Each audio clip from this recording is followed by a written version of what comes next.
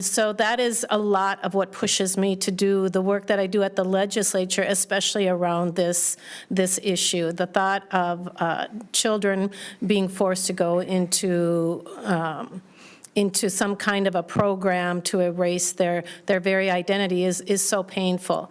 And so I, too, am very glad to have this coalition of legislators that will work really, really hard to ensure that kind of harm will not come to them. And I'm pretty sure that we won't stop until we get this ban. Thank you. In my practice as a registered nurse in two very different large hospitals, it became abundantly clear to me early that despite changes in knowledge and the science to support that practices are often stubborn. So the ways in which nurses and doctors would conduct procedures at times needed changing because of what we learned in the evidence, and we still had to push really hard. In this case, we understand that conversion therapy is damaging. It is harmful, and many have declared it torturous. And yet, those practicing are not changing their behavior. They're remaining in that practice. And that's why it is so important for this body, for the legislature, to step up and ban the practice to make sure that the harm being done to children stops. It is our job right now, and it is urgent right now, and we should be taking this up. Thank you, Scott Dibble. I'm Senator Ann Johnson Stewart from Plymouth, Minnetonka, and Woodland. And I just have two things to add. One is that we did get 3 votes from the majority, Senator Duckworth and Senator Housley, and then Senator Tomassoni. But I think it's important for us to also know that we're all blessed. Well, I guess I want to start over. I think it's important that we don't assume that what we're experiencing with our own children or seeing young people in our own communities being able to express their sexual identity and their sexual preferences, their own, to be who they want to be. I certainly see this with my daughter's friends and in my community. I think it's important to note that that is not a uniform acceptance across our state. Sometimes we get complacent because we think this is no longer an issue. I certainly am very grateful that in my own communities, I see people expressing their sexual identity in many ways that are great advances since I was a child in the 60s and 70s, but that's not the case throughout the state. And so while, yes, we got enough votes to pass this as its own bill, I think there still are many places in Minnesota where children are not free to be who they want to be, young adults, or even adults, frankly. And so it's important to point that out. Secondly, I have been a Star Tribune subscriber for 36 years. I don't recall seeing a deep dive into conversion therapy. Again, and that leads back to my previous comments that we may think this isn't even an issue, when in fact it is an issue. Just to prepare to stand up and support the motion today, I did just a little bit of research, and in fact, it's quite common in some parts of the country. Now, I didn't have enough time to look at how common it was in Minnesota, but I think that would be a very interesting article, to say the least, if not a series, just to remind those of us who think this battle has been fought, to remind us that, in fact, there's a lot of work to be done. So I would encourage the journalists in the room to look into that, when, in fact, it is such a dangerous and debunked practice. I think it would be important for us to shine some light on what is happening to some of our young people in the state. So, thank you. Steve Swedzinski, Eden Prairie, Minnetonka. I can't thank you enough, Senator Dibble, from the bottom of my heart. I taught for 33 years, and when you look at a group of 33 students, they all look the same. They have that look on their face of their hopes and dreams and desires for a better world, you can't tell who's who, and you just look at those beautiful faces and expressions, and to think that one of those, and statistically speaking, in any given class, 1 to 3 students potentially could feel somebody could feel a need to convert them from who they are and what those dreams and desires and hopes and vision and for their future. But when I first ran in 2016, I got an email from a former student, and he talked about how I was a teacher that seemed to welcome people like him. And he gave this wonderful, eloquent email to me that I still have. But the one line I'll never forget, and it meant the world to me, was, "You made being gay or lesbian cool before Ellen came out." Thank you, Scott Dibble. Anybody else? Senator, thank you. My name is Jim Carlson. I'm the state senator who represents Eagan, Burnsville, Mendota Heights, and Mendota. I want to give a little bit different take on this, and that, we have talked about the students or the young people that are stressed out from this. I want to also address the parents. And the parents and the students sometimes are at odds with their sexuality. And I think what we're missing here, to get these 34 votes, it's the people that have paid attention. But there is a lot of other people who have not paid attention.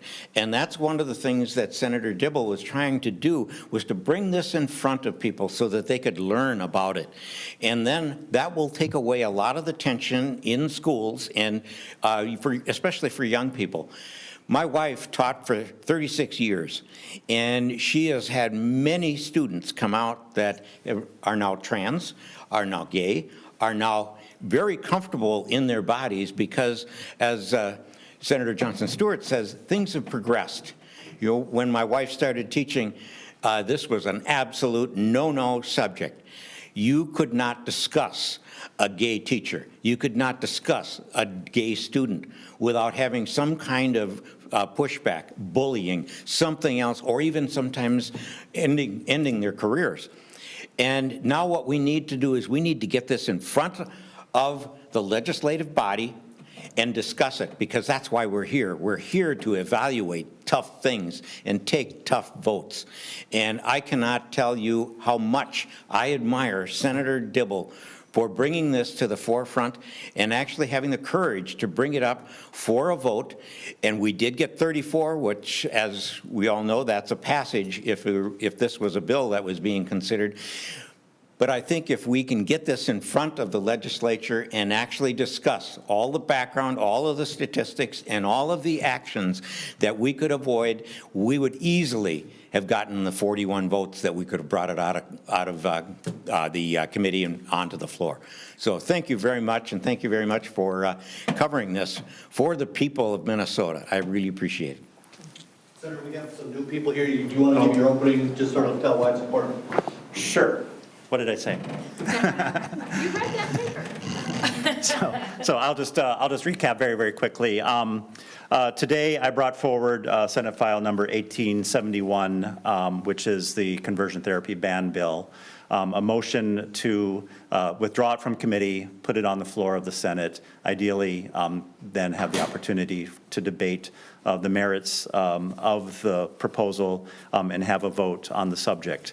And the reason the matter rises to that level of urgency is, of course, the obvious reasons that young people are suffering today from a barbaric and discredited practice and being forced to endure tremendous harm. The other reason is because there is a big movement afoot right now in the legislature to really address issues of mental health in terms of policies, in terms of programs and services, in terms of finance. And a measure was being brought forward, or was proposed to be brought forward, which was kind of a mini mental health omnibus package. And I was told by a member of the majority that it was all likelihood an amendment of mine that I've attempted in the past would be germane to that bill. And if I in fact tried to do that, that bill would be tabled and withdrawn, and all that good work would be killed. And I was told that in fact, there were the votes in the majority party probably to put an amendment like that on, and that's why there was so much effort to quash and silence and muzzle my efforts to address this issue. Some members didn't want to be put to an uncomfortable vote, and of course the majority party didn't really want anything to pass out of the GOP-controlled Senate that was favorable for LGBTQ people. So that sent me the signal and told me very clearly, the moment has come, the time has arrived. We are in that period when we need to debate, discuss, and ideally pass something that can help young people. The paradox, of course, is that the young people who would be needing the services that were represented in that package of bills are these very young people. And in fact, failure to address what they need means that only more services would be necessary. So that's why I did that, and I think what emerged as the real news of the day is that we saw that we got 34 votes, enough votes to pass. Yeah. So just to confirm, so when the HHS bill was under consideration earlier, you didn't actually offer the amendment, right? Yes, Senator Isaacson offered the amendment Senator Isaacson this did year. offer the I offered the amendment to the HHS bill last year. Yeah. So twice in this biennium, we've offered amendments to. And it was ruled not not germane. germane. Yeah, okay. And then this came up so quickly, I haven't had a chance to do my homework here. Where do things stand in the House with? They've had hearings, it's passed committee, and I think it's awaiting to be passed on to the floor. It's been passed previously in the House. It's been quashed now for 2 legislative cycles in the Senate. It's gotten full passage in the House last biennium. It hasn't been, I don't think it's been referred to the floor this year. I don't think, yeah. Do you have any indication that it's going to be? I don't. No. I don't think anyone spoke against the motion on the floor, am I correct? Correct. Okay. So as a journalist, I feel obligated to present the opposing side's arguments and let you respond to them, okay? Some folks are going to say that there may be pressure for young people who don't really want to go the route of homosexuality, for lack of a better term, okay? That the current climate is such that there may be pressure for them to go that way when in fact they don't want to in their hearts. And therefore, by a conversion therapy ban, you're eliminating all those potential resources, even for a young person who might legitimately, in fact, feel that going a route of homosexuality is not the right route for them, and they want to struggle with it and try to get back to the heterosexual lifestyle or whatever. What do you say to that? I would just refer folks to the science and the evidence. What you're describing is a belief that's based in myth and conjecture. But the fact is, and the objective science is that being LGBTQ is a mutable trait, and that changing that is impossible, and any effort to change that causes tremendous harm, sends a message of negativity, it's degrading, it's dehumanizing, it sends a message that the normal way to be is heterosexual, and that to not be heterosexual or the sexual identity to which you're born is abnormal and a deviation. And the fact is, it's all, we're all normal, and it's all about the human experience, and any effort to change that causes tremendous harm, and that's what the evidence shows. What about a young person who genuinely feels they don't want to go that route? Does this potentially choke off their option, or are they misguided, and do they need to have therapy? The response to that, and I appreciate the question, Bill, is that that counseling and care is important. We all struggle with all kinds of issues in our lives, and we're receiving these larger social and societal messages which create that struggle and that internal conflict. And so the kind of care they need is the ability to work through those questions and understand who and what they really are. Yep. And if I can jump in, Susan Kent, State Senator from Woodbury, and I really appreciate Senator Dibble making that point, because there is legitimate counseling, and certainly young people, older people have struggles with their identity and who they are and how they represent themselves in a lot of different ways. But what we know is that I believe the American Medical Association, this so-called therapy of converting people has been completely discredited and is no longer a recognized practice medically. It's just politically, it still is. And so if we really care about our kids and want them to be strong and certain in their identities, we can get them sound, scientifically, medically advised treatment. But that's not what this is. Yeah, Bill, what this is an assumption that everyone is or should be heterosexual, or normative to their biological gender. That's what this is. And it's an attempt to steer them back to or subject them to kinds of treatments, to that norm. And it's premised on a falsehood, and it causes harm. When I was coming out, I went to counseling. I had a lot of conflicts and struggles to reconcile, how I had been brought up and what I had been led to believe in terms of my faith tradition, in terms of larger societal norms and messages. That was crucial to my path to understanding myself and to become a well-adjusted, healthy person. So that's totally fine. Counseling is fine. This is something different than that. This is trying to force someone to be something they're not. When you were going through that, if you don't mind, Senator, did you feel like you had like you were not pushed a particular direction, like you were able to work that out on your own? Yeah, I mean, I had the good fortune of having just, wonderful counselors who just let me work through, questions and issues. I think we all could benefit from that. Yeah, John. Just real quickly, is there still an exception in the bill for ministers giving spiritual counseling? The bill is silent. The bill is really geared towards licensed mental health professionals. So anyone who claims that somehow or another this impinges on freedom of religion or the ability to ministers to do or say or interact with anyone in any way is not, they just haven't read the bill, and or they're perpetuating things about the bill that aren't true as a pretext for opposing the bill. I had that conversation just last week with this person that I'm talking about who threatened to kill this other bill. And I printed the bill off, I highlighted it for him, said, freedom of religion is not impinged in any way, shape, or form. We're talking about, and someone was asking before, how prevalent is this in Minnesota? It's very prevalent. Our research shows that at least 18 licensed clinical sites offer this, so-called therapy. People who are licensed. I mean, they should be kicked out of the profession, in my opinion.